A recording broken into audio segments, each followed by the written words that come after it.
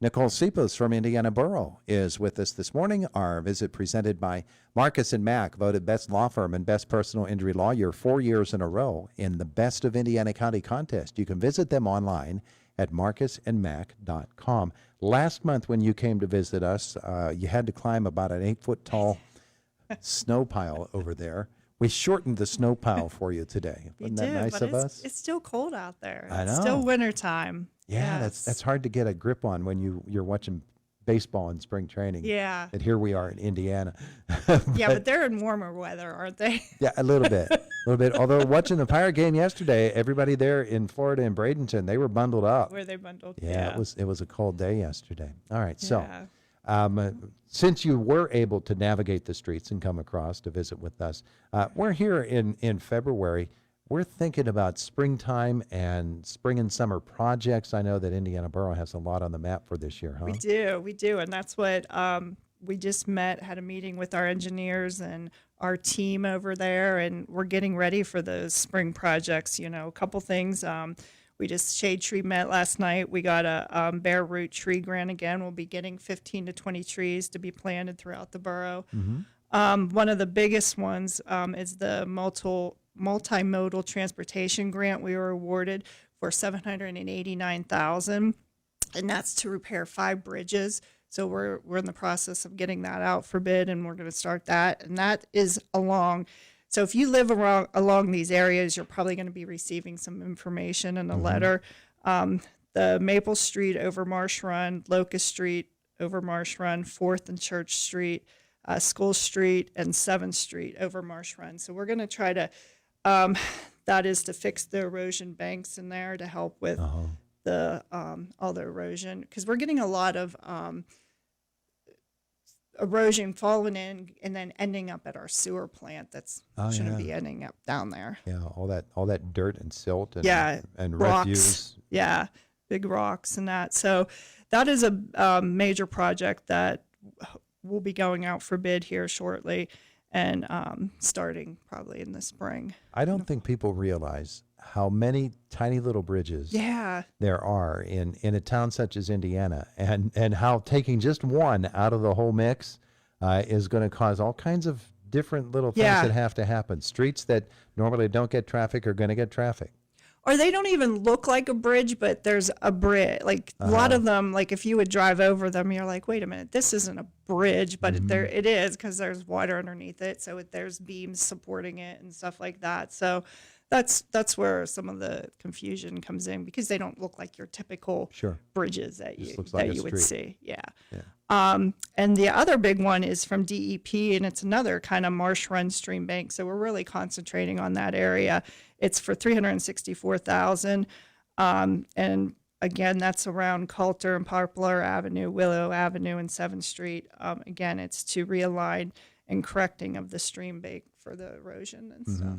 So some 2 big projects those are grants that we applied for last year, the beginning of 2024, or at the end of 2024, and then it just took a year for the engineering and stuff to get through. And you make a great point, though, about that stuff. Once it gets down into that stream bed, especially when the spring storms come and the water's really flowing hard, that's going to end up at the plant pretty quickly, isn't it? It is. And then also it's eating away. Those banks are becoming larger and larger, and it's similar to down by McGregor Park. We're having an issue where, the playground, you have that little stream there, and over time the bank just kept wearing away, and now here it's creeping up to where the playground is. So we do have a grant for that area too, which will probably be moving the playground to make a nice landing spot off the sliding board, though, huh? Yeah.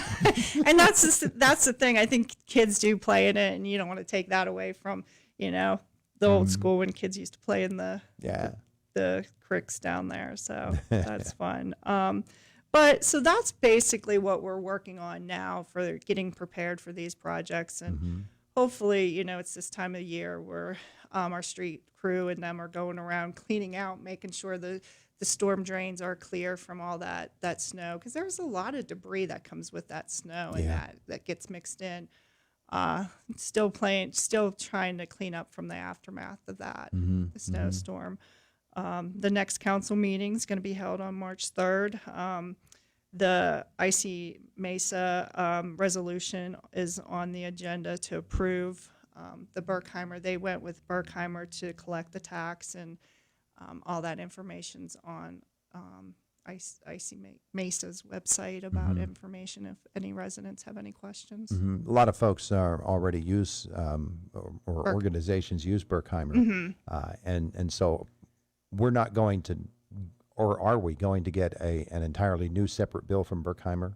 You will. For those, yeah, for you that, will for the tax. emergency service tax. Yes. Okay. Yeah. So basically, that's it.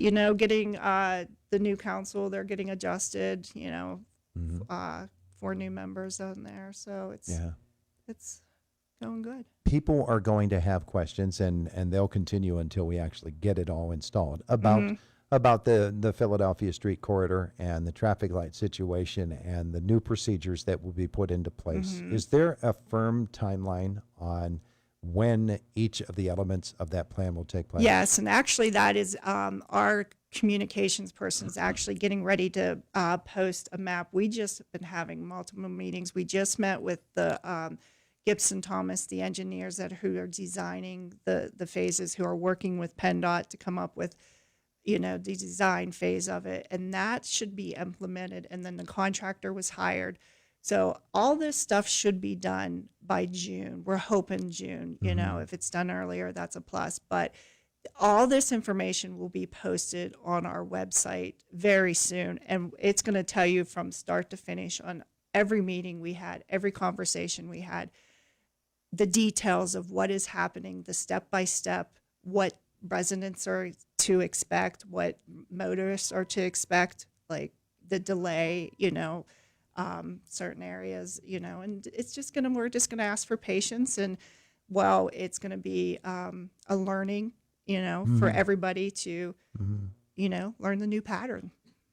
Well, one of the things about anytime there are traffic changes such as that, and really when there are changes, for instance, maybe a traffic light hasn't functioned as well as it was intended to do, or one of the timing mechanisms within its control box isn't working right. People get concerned, is this always going to be like this? Yeah.